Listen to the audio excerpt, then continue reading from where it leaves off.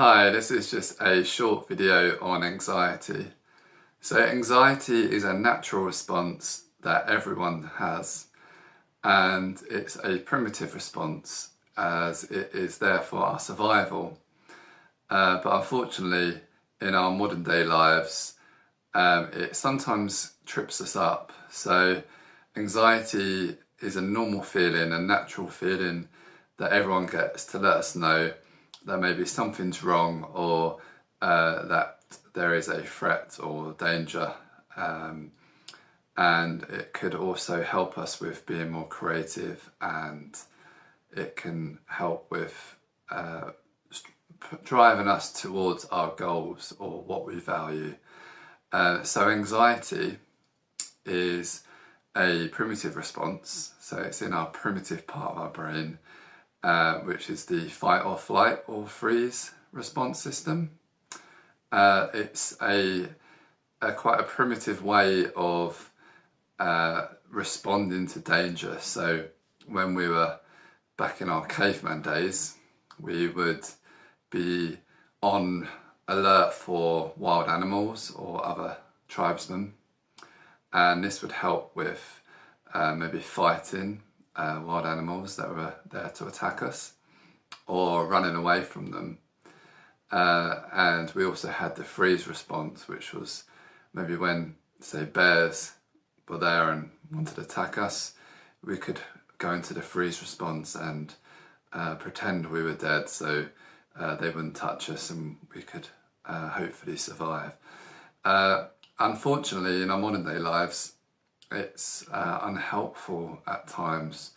We may respond to things in our lives, events, in a more negative way, which then drives the fight or flight system, leading to the symptoms of anxiety, such as the heart palpitations you might get, the sweating, the adrenaline, the stress hormones going through your body, the breathlessness, the dizziness. All these things are the anxiety response, the body's natural way of preparing us for fight or flight, to respond to danger. So anxiety is normally our thoughts, our emotions and our behaviour. So when a threat occurs, we respond with our thoughts initially, most of the time. Our thoughts will then drive how we perceive or interpret our information, our environment around us, which can then lead to emotions. So if there was a previous experience where it was quite negative or quite anxiety provoking, then we're more likely to experience those emotions that we felt before, which then drive how we respond to them. So we may feel that I need to avoid this situation, or I might need to fight with this situation, so the emotion will be anger, or I might need to freeze in this moment and be quite passive or not do anything at all.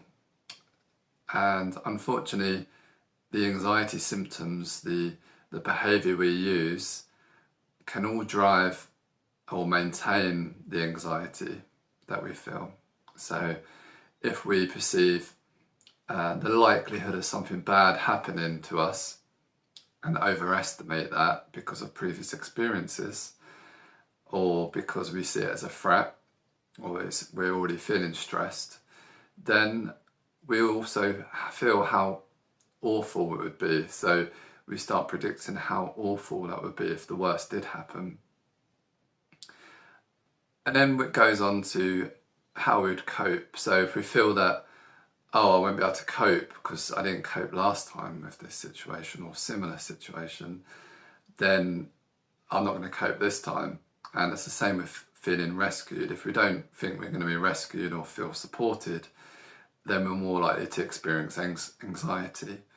So all these four elements in this anxiety response will maintain and create the anxiety that you feel.